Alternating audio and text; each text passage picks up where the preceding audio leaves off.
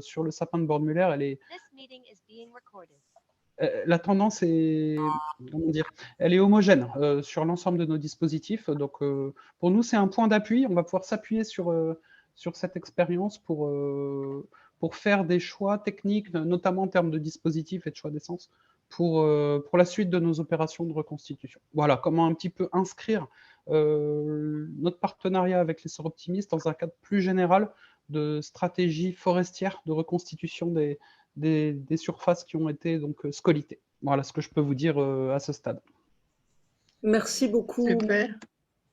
Jonas. On va peut-être commencer parce il est l'heure. Pour l'instant, j'ai 32 participants. On attend 5 minutes encore ou si vous êtes... 2-3 minutes et puis voilà, j'ai encore Je voudrais saluer au passage l'Italie avec Maria Grazia Bevilacqua qui est italienne et qui a déjà fait la traduction d'une partie du projet de Verdun pour qu'on puisse le soumettre au club italien et qu'on ait effectivement aussi des clubs italiens. Donc vous voyez, on n'a pas fini de travailler et de continuer cette formidable chaîne. Les femmes sont formidables. Verdun nous a offert vraiment un lien entre le début, l'histoire du Sœurs Optimiste et le Sœurs Optimiste d'aujourd'hui, et a créé des connexions entre nous qui moi, m'ont beaucoup ému et continuent de m'émouvoir. Merci à toutes, merci à tous, parce que votre engagement, sans vous, on n'aurait rien fait. Nina nous prendra la parole tout à l'heure. Donc on attend encore un peu, comme vous voulez. C'est la parole. On peut déjà présenter la première diapo, non? Oui. Eh bien, donc je vais faire l'introduction et c'est Nina qui conclura. Vous êtes remerciées déjà toutes et celles qui se viennent encore. Merci, toujours merci à vous toutes et tous d'être avec nous ce soir et de soutenir ce projet du Petit Bois de Suzanne Noël à Verdun. Je voudrais donc, j'ai salué l'Italie, l'Espagne, la Belgique, les États-Unis, peut-être que j'en oublie d'autres, vous êtes plusieurs de ces pays-là. Merci à notre présidente nationale Bernadette Schmitt d'être avec nous. Merci à toute l'équipe de l'Union française, à notre vice-présidente Christine Constant, et puis à Evelyne Parra qui soutient aussi depuis le début cette action. Vraiment merci à toutes. Donc le déroulé, je passerai après la parole à Sylvie Tersen qui va présenter sa conférence. À la fin de la conférence, on va laisser un temps pour les questions si vous en avez. Si au cours de l'intervention de Sylvie, vous voulez nous faire part de questions par le biais des réactions, je les noterai pour qu'on puisse les poser de manière peut-être plus concentrée à la fin. C'est à vous de voir. Donc, voilà en ce qui me concerne. Et Sylvie, eh bien écoute, tout est à toi maintenant. Merci Chantal.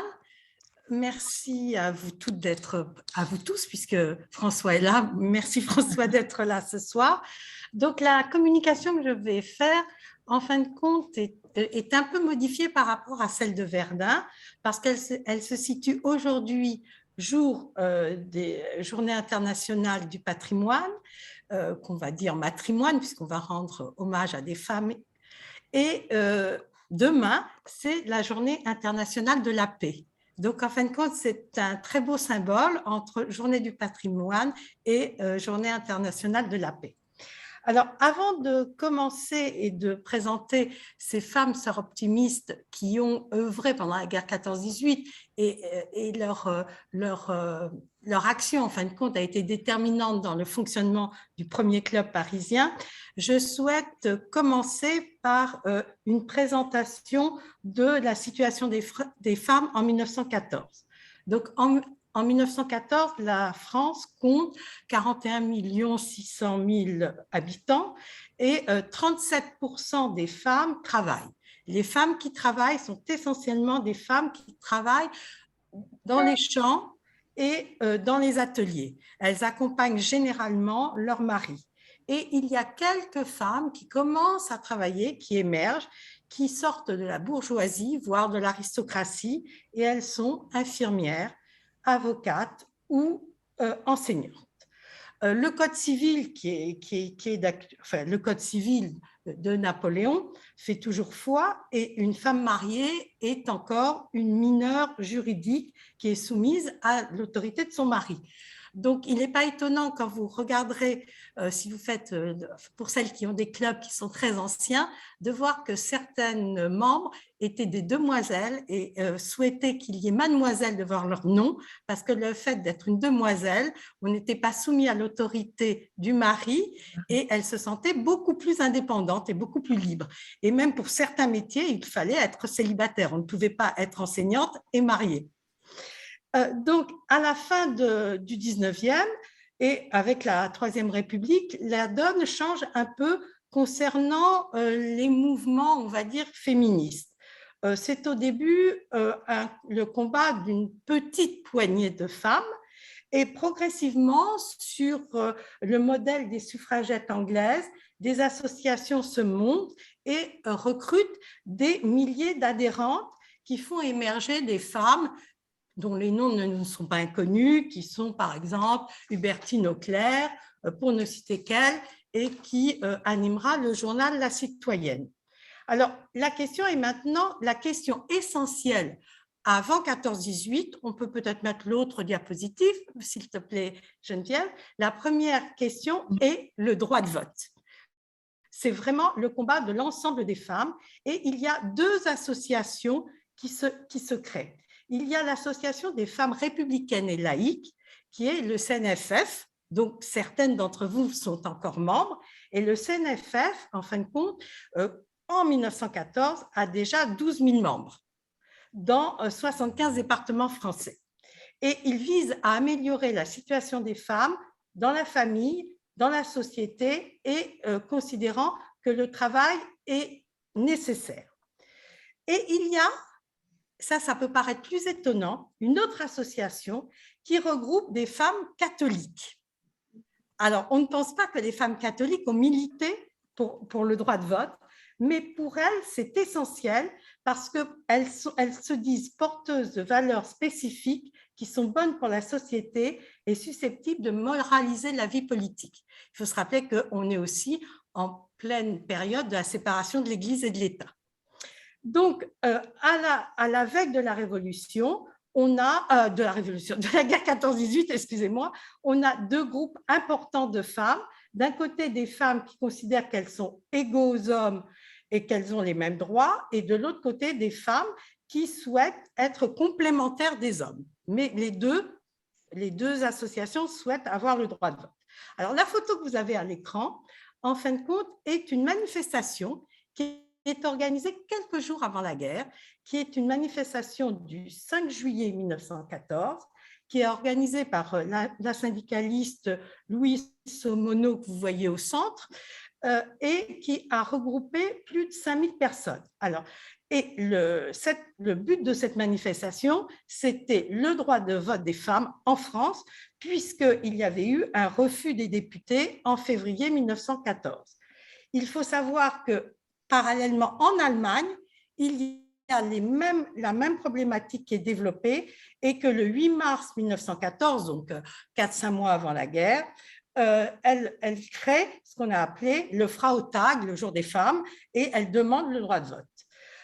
Lors de cette manifestation, on reconnaît certaines femmes, et il y a déjà des sœurs optimistes qui vont être membres fondatrices de Paris Fondateur, du premier club sœurs optimistes français et du premier club sœurs optimistes européen. Parmi elles, il y a Alice Lamazière, qui sera la première présidente de notre club, et il y a aussi Cécile Brinjuic, qui, à partir de 1916, sera présidente du SNF. Alors, on peut passer à la diapositive suivante, je pense. Au moment de la déclaration de guerre, alors, les femmes qui étaient féministes étaient, on pense, c'est pas qu'on pense, elles étaient plus ou moins pacifistes. Mais on ne peut pas passer à la suivante, Geneviève, de photo? Elle n'est pas derrière son écran. Ah bon? Ben non, là, voilà. On peut passer à la photo suivante, Geneviève? Bon, je continue. Donc, au moment de la déclaration, en fin de compte, les femmes qui sont féministes, qui militent, comme je viens de vous le dire, c'est surtout le droit de vote qui les intéresse. Mais elles sont aussi, de par nature, on va dire, pacifistes. Simplement, avec l'union sacrée, qui est l'expression de Poincaré, le combat qui jusqu'alors retirait les femmes devient quelque chose d'une union où il faut faire force, où il faut s'allier aux hommes, dans la famille, dans les classes, quel que soit, et il faut servir la patrie. Et le mot d'ordre devient servir la patrie. Et d'autant plus que les bourgeoises et les féministes s'enrôlent sous la bannière, en fin de compte, de l'union sacrée. Donc, elles accomplissent toutes leur devoir social et leur militantisme au départ qui était pacifiste et qui était le droit de vote est mis en suspens au début de la guerre. Alors, comment s'investir? Face aux difficultés imprévues de la guerre, il y a le fameux... On peut passer aux diapositives suivantes? Voilà. Je n'ai pas la main.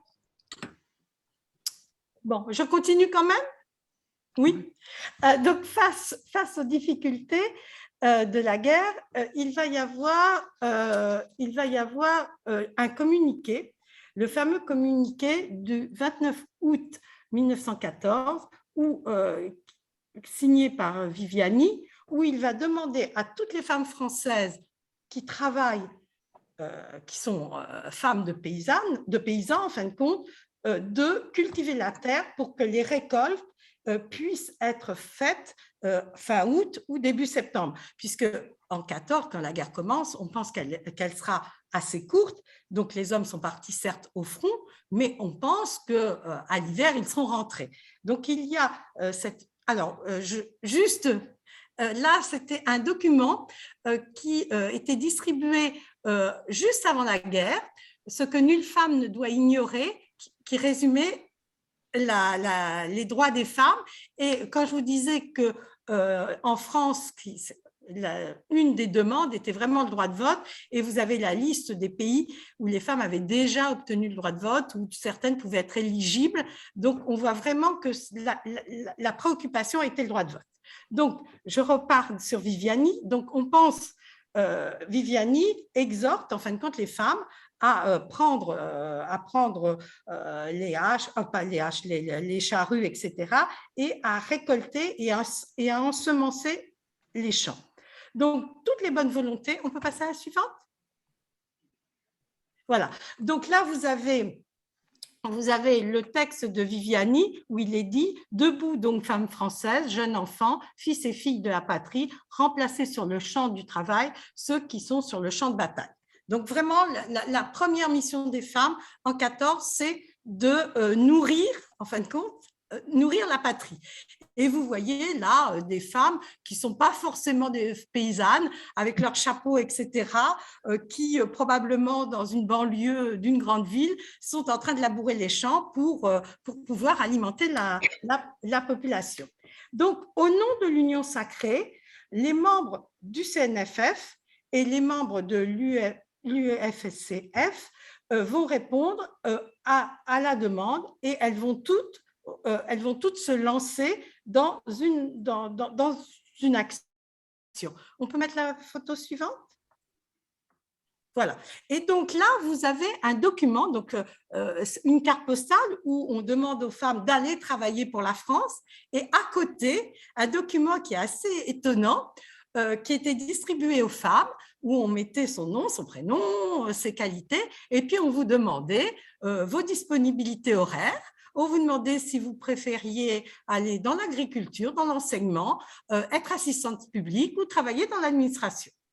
Et dans quelle ville? Et puis, est-ce que vous travaillez avant la guerre? Dans quelle profession? Est-ce que vous travaillez maintenant? Et dans quelle profession? Alors, certaines archives départementales ont encore gardé ces documents, et ça permet d'avoir une lisibilité intéressante, en fin de compte, sur la sociologie de la France et du travail des femmes juste avant la guerre 14-18. Alors, en 14, Geneviève, la photographie suivante, s'il te plaît. Les femmes, donc, comme je vous disais, il y aura des petites caricatures, elles vont être soit infirmières, soit employées militaires, soit elles vont travailler dans les grands magasins, soit cheminots, ou autrement, elles travailleront, on verra tout à l'heure, dans les poudrières. Juste une parenthèse, vous voyez que sur ce dessin, elles portent des pantalons, et je ne sais pas, mais les femmes ont le droit officiellement de porter des pantalons que depuis 2013. Avant, c'était interdit. Et pendant la guerre 14-18, c'est la première fois où les femmes, pour des raisons pratiques, en fin de compte, vont systématiquement porter le pantalon, ce qui va aussi après libérer la mode. Donc, en 1914, on met la diapositive suivante, s'il te plaît. Voilà. Deux femmes importantes et 2 journalistes vont appeler à la mobilisation. Alors là, vous avez le portrait de Marguerite Durand.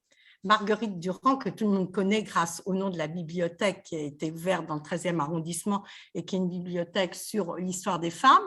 Mais il faut savoir que Marguerite Durand a été membre de Paris Fondateur et a été sœur optimiste pendant 4-5 ans. Et à l'époque, elle était la responsable de La Fronde, qui était un des premiers journaux féministes. Et Marguerite Durand craignait vraiment que la guerre ne soit synonyme d'une crise grave pour les femmes. Et elle va simplement dire que le droit de vote des femmes on va oublier les revendications et que tout sera à refaire après-guerre. Une autre journaliste, on peut passer à la diapositive suivante, c'est Jeanne Mine, qui elle aussi a été sœur optimiste à Paris Fondateur et avait un journal, je ne vais pas dire concurrent, mais avait aussi un journal qui portait la voix des femmes elle a fait partie du Conseil national des femmes françaises et elle va mettre complètement dans son journal une parenthèse sur les revendications, féminines et elle dira, et elle l'écrira dans son journal, et c'est écrit en gros, tant qu'il y aura la guerre, les femmes de l'ennemi seront notre ennemi. Et vous voyez en sous-titre, les Françaises pendant la guerre, ce qu'elles font, ce qu'elles font. Et donc, nos journalistes, nos intellectuels et nos femmes qui étaient pacifistes et qui étaient engagées pour le droit des femmes vont devenir des patriotes et vont tout faire pour pallier au manque d'hommes. Alors, photographie suivante, il y a les femmes, vous avez vu le document où elles s'inscrivaient en fonction de ce qu'elles savaient faire, il va y avoir parmi ces femmes, il va y avoir celles qu'on va appeler les anges blancs. Alors, les anges blancs, ce sont bien sûr les infirmières.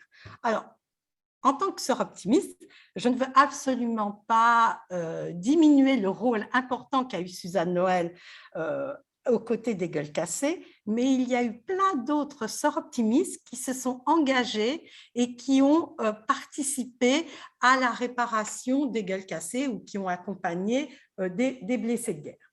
Donc, ces anges blancs, où on les a appelées ces matinales, en fin de compte, elles sont 100 000 femmes pendant la guerre. Il y en a 30 000 qui sont des infirmières diplômées et 70 000 qui sont des bénévoles. Alors, pour rappel, l'école d'infirmières est créée en France en 1907.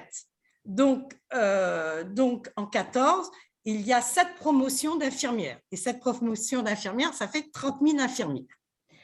Alors, à partir de là, je vais, en fonction de l'engagement de nos sœurs optimistes, vous dresser quelques portraits et quelques trombinoscopes.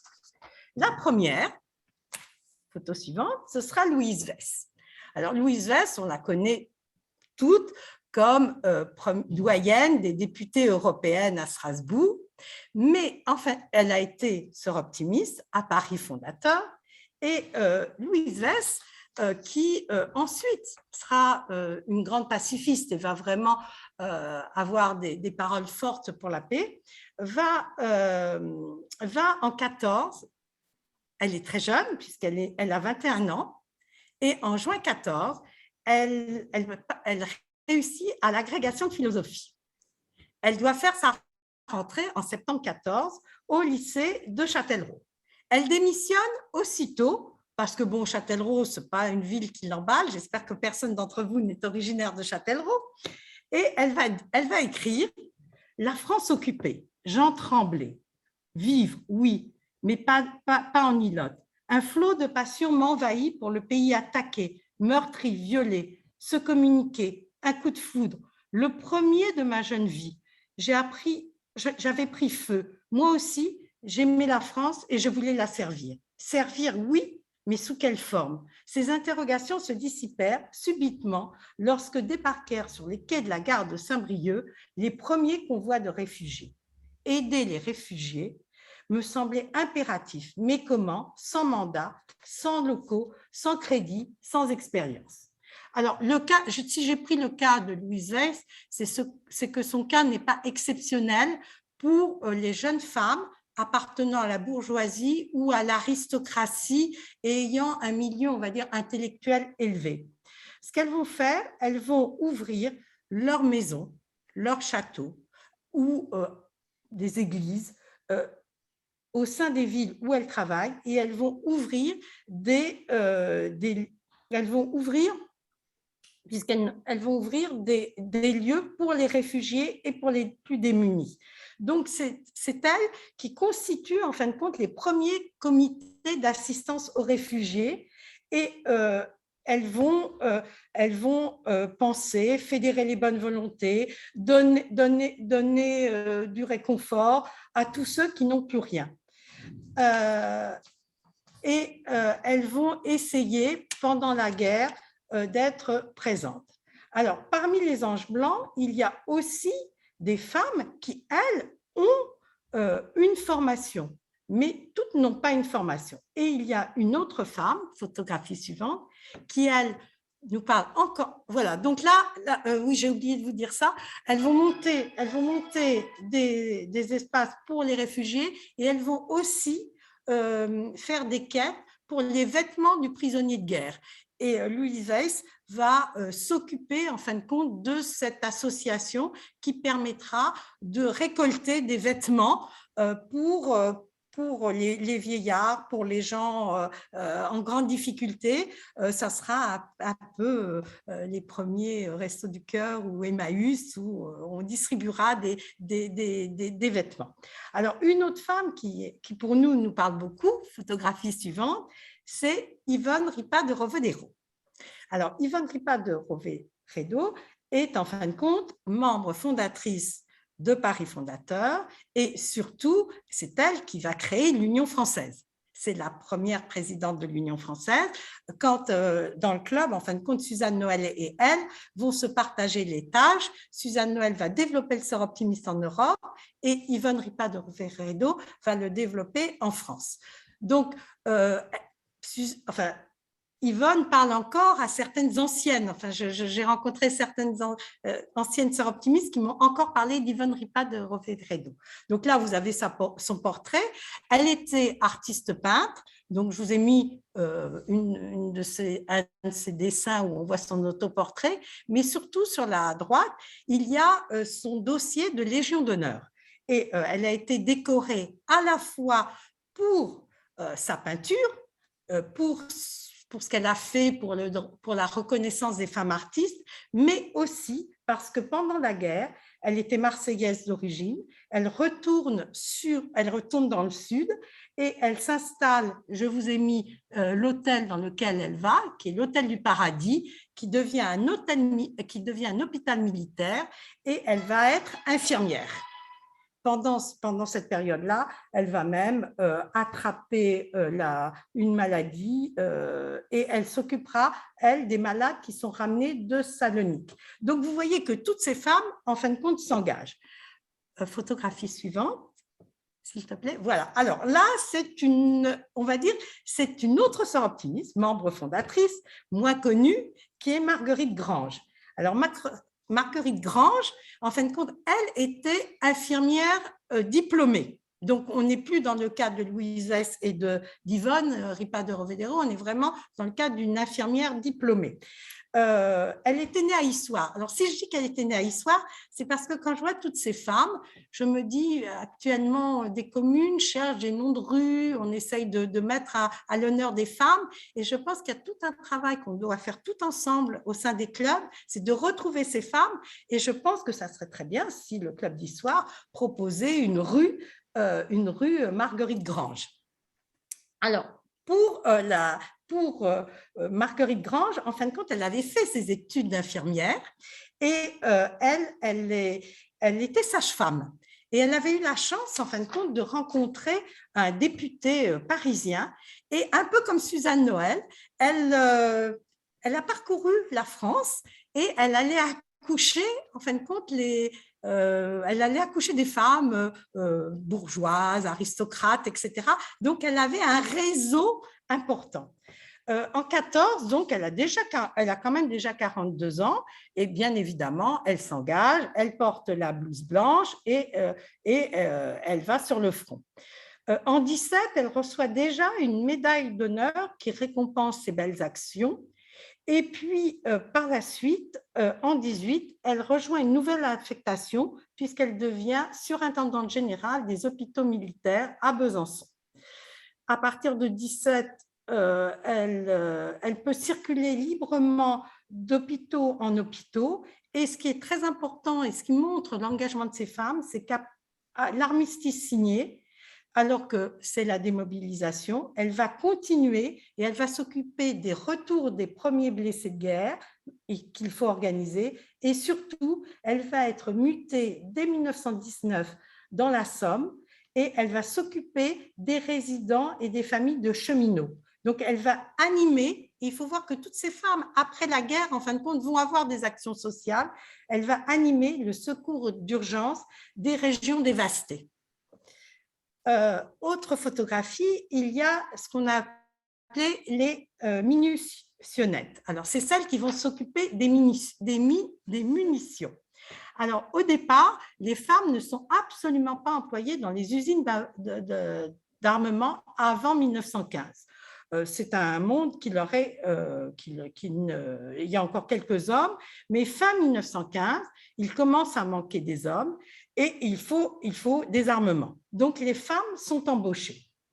Et là, une autre problématique qui va être ensuite traitée et qui n'est peut-être pas toujours réglée, c'est à tâche égale, salaire égal, puisqu'elles vont faire des munitions, mais elles seront beaucoup bien payées que les hommes et elles auront un salaire inférieur de 40%. Elles vont être, on peut mettre les photographies suivantes, elles vont être vérificatrices, calibreuses, forgeronnes, et elles seront, on en compte 400 000 femmes qui font des munitions en 1918. Donc, c'est aussi important de voir que ces femmes qui, après, vont devenir des pacifistes, vont être pacifistes pendant l'entre-deux-guerres, en fin de compte, vont fournir et faire des armes.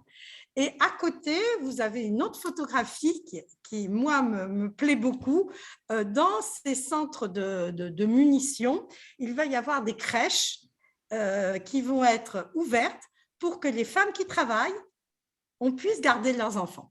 Voilà. Donc, tout le système social, en fin de compte, se met en place. Alors, je n'ai malheureusement pas trouvé de portrait d'Alice Lamazière, qui est la première présidente de Paris Fondateur, qui était journaliste, mais Alice Lamazière commence sa carrière comme journaliste pendant la Première Guerre mondiale et va écrire de nombreux articles sur le travail des femmes et sur les conditions de travail qui sont malheureusement pas satisfaisantes. Alors, ça me permet de parler de la suivante, photographie suivante. Ben non, j'ai pas non plus de portrait d'elle, c'est Juliette Lagrange. Alors, Juliette Lagrange, elle est de Besançon et va créer ce qu'on va appeler l'école des surintendantes d'usine, qui vont ensuite ouvrir la voie à ce qu'on appelle maintenant les assistantes sociales. Donc, c'est Juliette Lagrange avec Cécile Brunjuic qui vont mettre sur pied les surintendantes de... Voilà.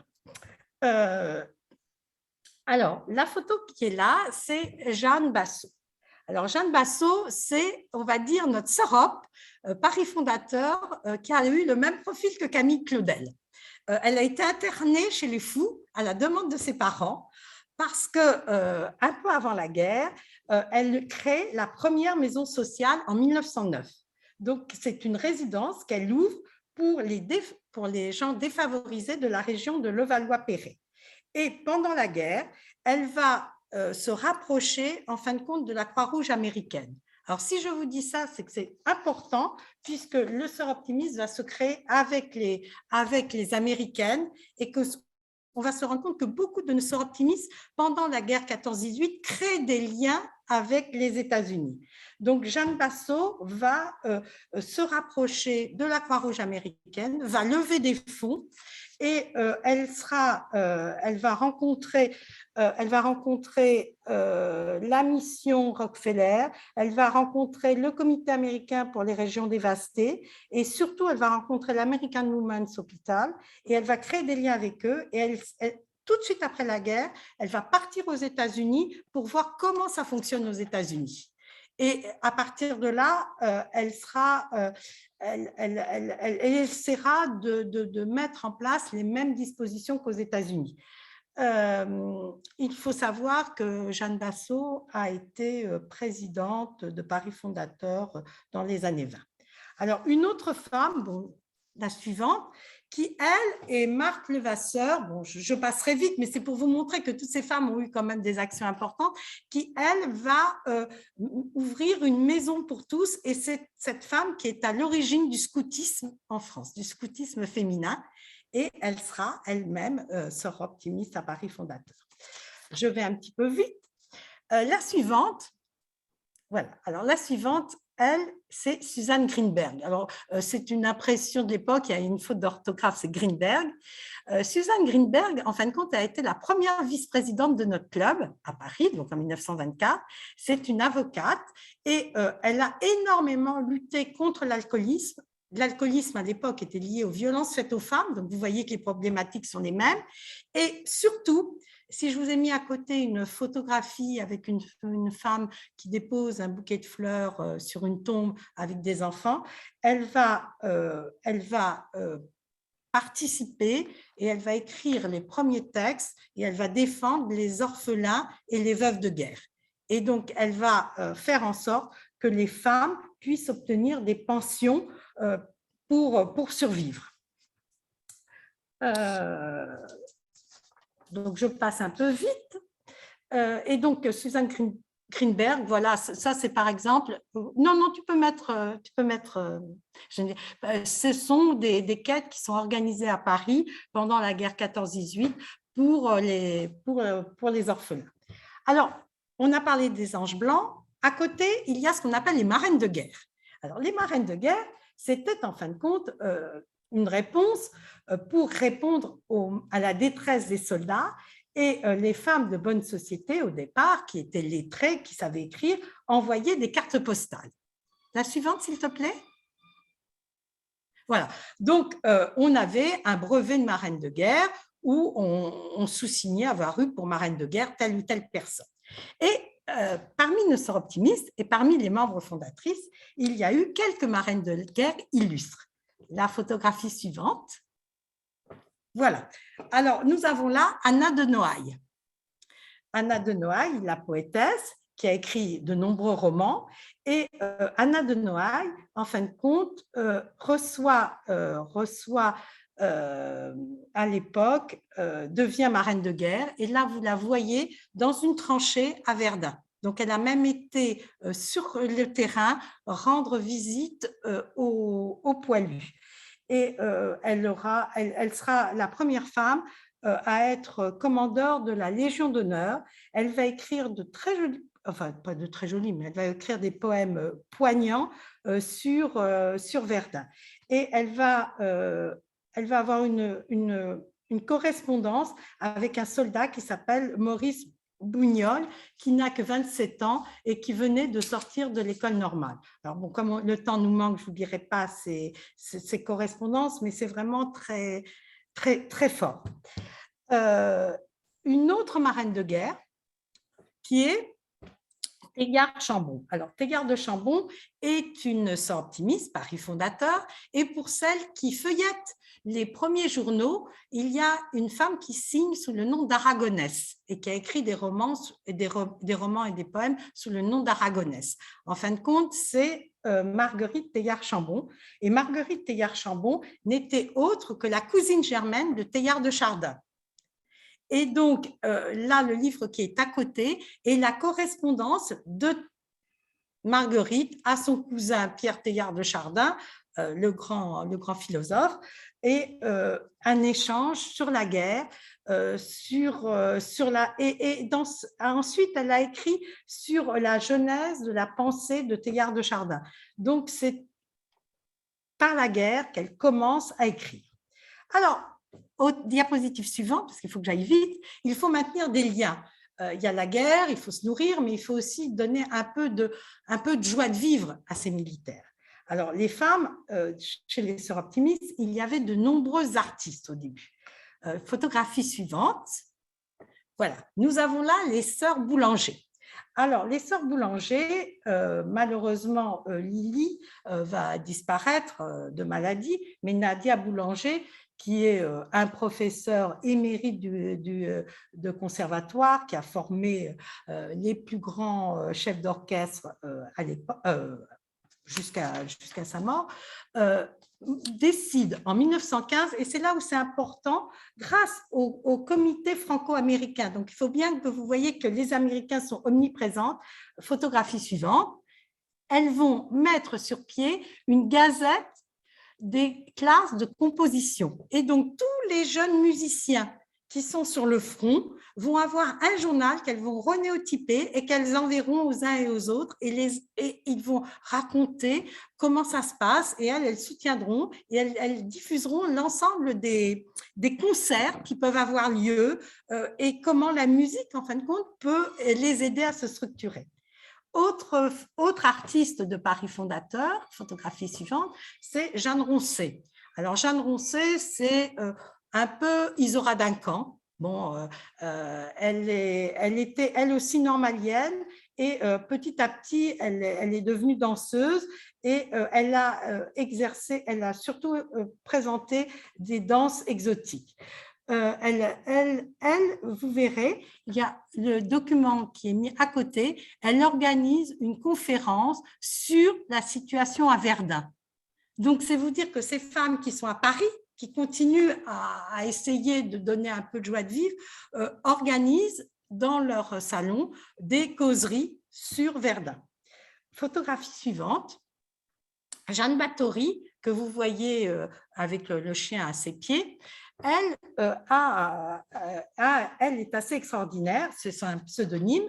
Elle était aussi à Paris fondateur, et elle chantait, elle a été à la Scala, enfin bon, elle a une carrière assez extraordinaire de cantatrice.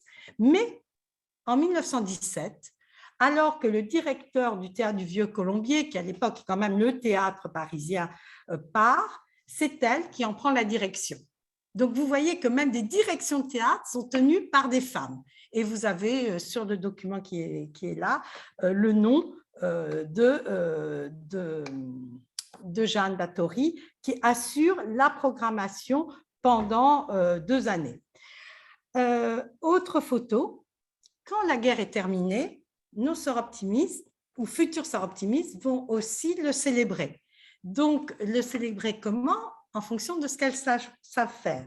Là, vous avez une toile d'Angèle de La Salle qui s'appelle le 11 novembre, bon, c'est l'armistice, et elle a fait 4 tableaux sur la guerre 14-18.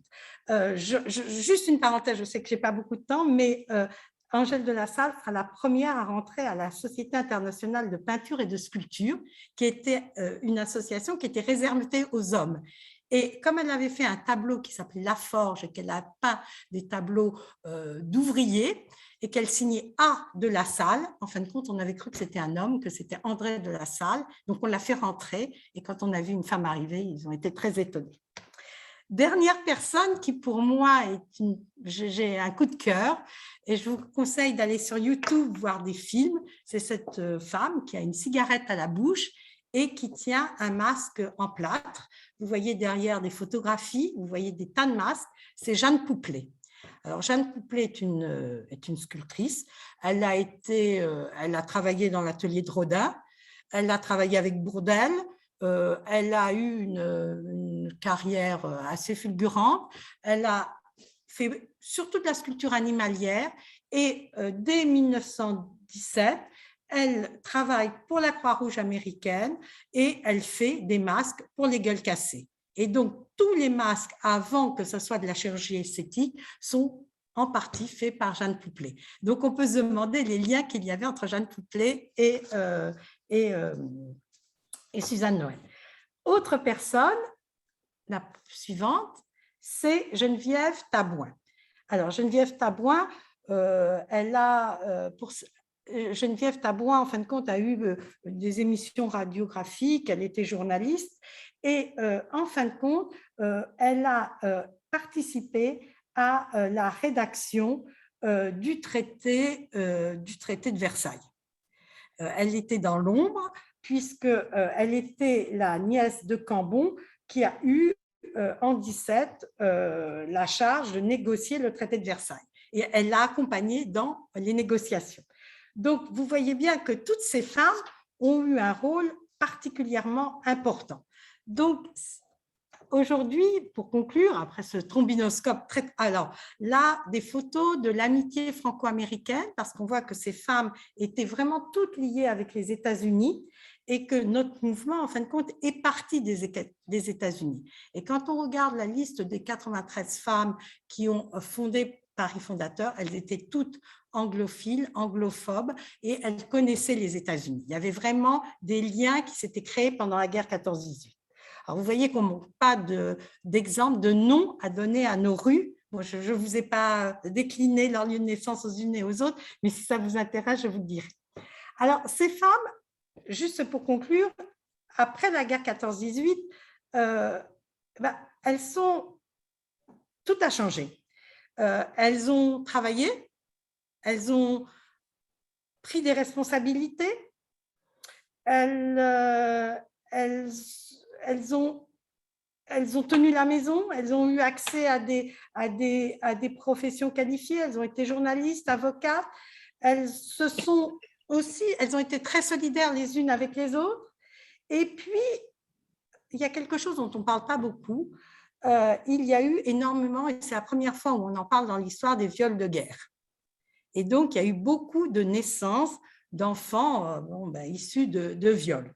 Et à la fin de la guerre, elles vont se réunir, elles vont essayer de tisser des liens et de devenir solidaires. Il faut voir que notre club se crée 6 ans après l'armistice et que les horreurs de la guerre sont encore présents. La photographie suivante, voilà. Alors, pour conclure, je vous ai mis le premier document, en fin de compte, du règlement intérieur, vous, mesdames, qui avez travaillé sur le règlement intérieur, du Club Sœurs Optimistes parisien, premier club français et européen. Et vous voyez que la première chose, c'est maintenir la loyauté au drapeau et populariser l'idéal d'un véritable patriotisme. Donc, les premières Sœurs étaient patriotes. Après, bon, il y a la paix, il y a le réseau, il y a tout ce que vous voulez. Mais voilà, ce que je voulais vous montrer, c'est que ces femmes, il a fallu l'une d'elles écrira, il a fallu la Grande Guerre pour que l'humanité prenne conscience de sa moitié. Et je pense qu'elles ont pris conscience elles-mêmes du rôle qu'elles pouvaient jouer dans la société et qu'à partir de là, bon, ben, les éléments étaient faits pour que la sauce prenne et que le Seuroptimisme puisse émerger en France et en Europe. Bon, ben, ça a été un peu rapide. Je vous remercie pour votre attention et voilà. Bravo. Bravo. Bravo. J'espère que j'ai tenu le timing. C'est parfait, Sylvie. 18h46, c'est parfait. Je tenais, au nom du club de Metz et de Strasbourg, porteur du projet de Verdun, tous nos partenaires et toutes les personnes ici présentes, vraiment te remercier, Sylvie. D'une part, pour ta pugnacité sur ce bel hommage que tu souhaitais rendre à ces oubliés de la guerre, cette conférence que tu avais déjà travaillée et prévue lors de l'inauguration du petit bois de Suzanne Noël. Grand merci à toi, Sylvie, pour ce grand travail et puis cette belle conférence. C'est vrai. Alors, moi, je rajouterai quelque chose. Merci à toi, Nina. Merci à Chantal. Et puis aussi, merci à Geneviève à la technique. Parce que, bon, merci Geneviève, parce que ce n'est pas toujours facile d'assurer la technique à 500 km. C'est vrai. Merci, Geneviève. Avant de conclure et de terminer cette conférence, nous allons laisser place aux questions. Et avant que je reprenne la parole tout à l'heure pour vous dire un grand merci à tous. Si vous avez des questions, n'hésitez pas, c'est le moment. Patricia, il faut que tu mettes le micro, Patricia. Je vais peut-être arrêter de partager mon écran. Voilà. Et je vais afficher la galerie. Voilà. Voilà. Non, on ne t'entend pas, Patricia. J'arrive à lire sur tes lèvres, mais il y a un problème de son. Patricia, je rappelle, les secrétaires du club de Strasbourg. Il y a un livre sur sa maman qui s'est servi pendant la Deuxième Guerre mondiale. Patricia, on t'écoute. Infirmière pendant la guerre, Ange blanc. Oui, tu peux écrire la question. Chantal se chargera de la relayer. En attendant, est-ce qu'il y a toujours pas? Est-ce que tu arrives à désactiver ton micro et à le réactiver? On n'a pas de micro. En attendant de rétablir les problèmes techniques, il y a peut-être une autre question.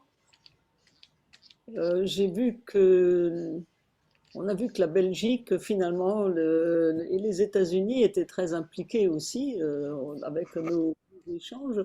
Je ne sais pas, Anne, as-tu peut-être une question? Alors, la première diapositive qui était celle de présentation, je n'ai pas parlé non plus de Seuroptimisme, qui était Marval. Alors, pour celles qui ont pu voir l'exposition à Paris sur les pionnières, il y avait une dizaine d'artistes qui étaient présentés et Suzanne Marval a aussi été Seuroptimiste et a fait une série de tableaux qui s'appelle Les Poupées.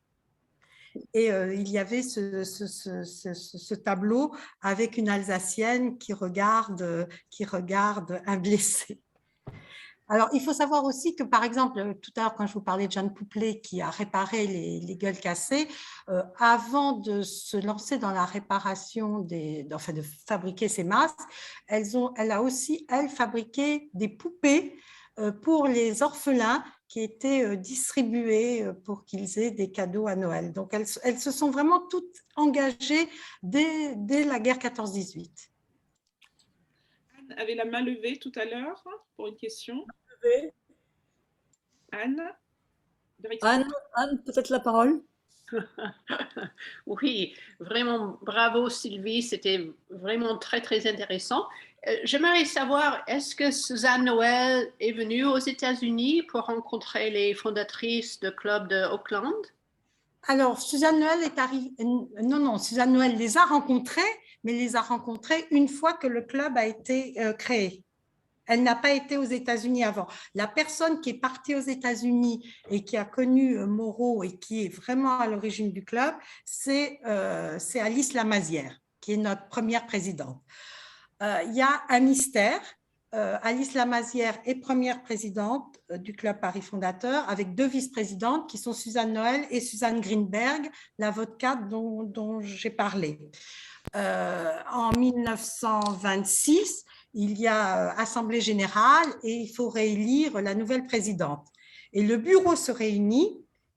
Là, je ne sais pas ce qui se passe. Alice Lamazière décide de démissionner. Et dans les comptes rendus de réunion, Suzanne Noël dit est-ce que l'on peut présenter au club les raisons de la démission d'Alice Lamazière? Et Suzanne Greenberg, qui était très proche d'Alice Lamazière, dit non, il faut que l'ensemble, enfin, dit on fait voter l'ensemble du bureau. Le bureau dit, certaines disent non, il ne faut pas que les autres membres du club sachent. Donc, il est simplement dit Alice Lamazière a démissionné. Et à ce moment-là, c'est Suzanne Noël qui devient présidente.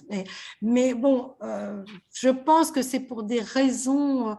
Alice Lamazière était très engagée politiquement, elle était socialiste et elle s'était présentée aux élections municipales alors que les femmes n'avaient ni le droit de vote, ni mais il y avait un vide juridique, elle pouvait se présenter. Donc, elle s'est présentée à la mairie du 9e.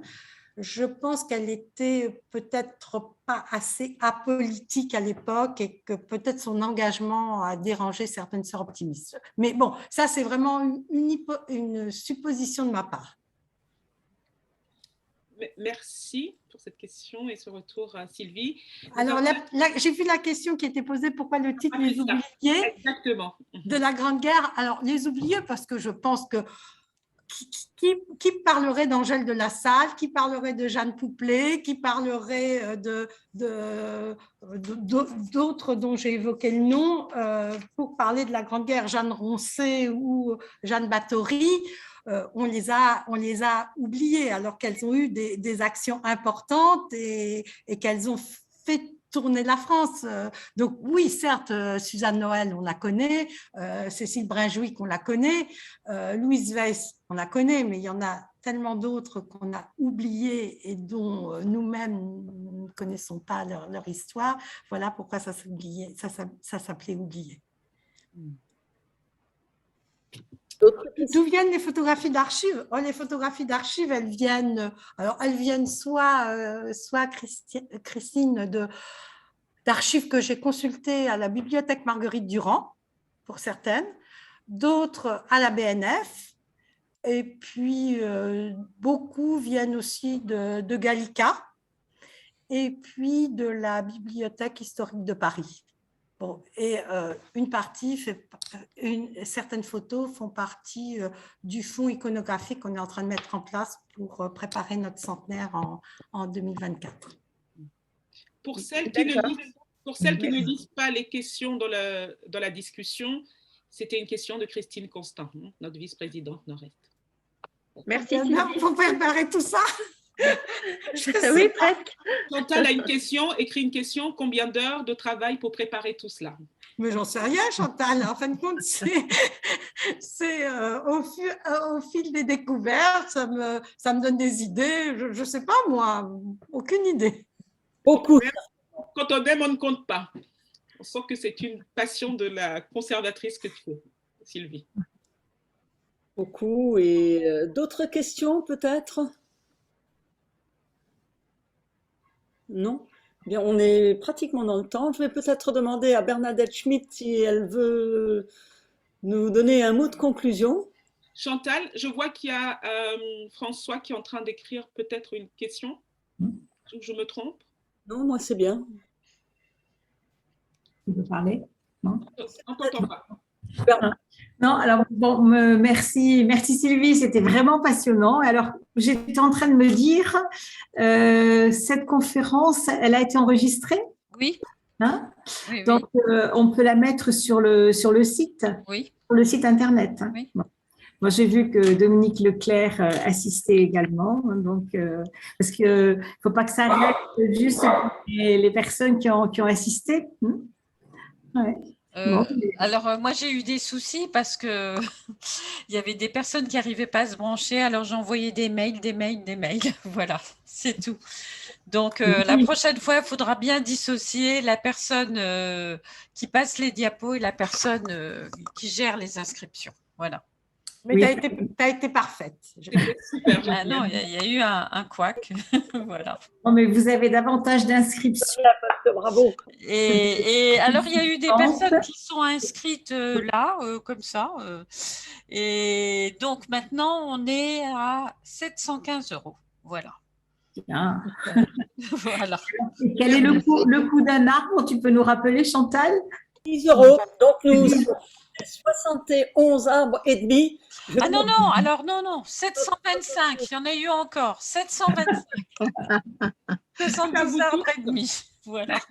Merci. Grâce à vous toutes, vous savez que le fruit de cette conférence sera entièrement reversé pour la plantation de ces 71, 72 arbres. Et grâce à vos dons, merci à chacun. Oui, on peut peut-être rappeler, Nina, que le projet reste toujours ouvert. Tu l'avais dit tout à l'heure, que sur Hello Asso, vous pouvez toujours, à titre personnel, planter des arbres.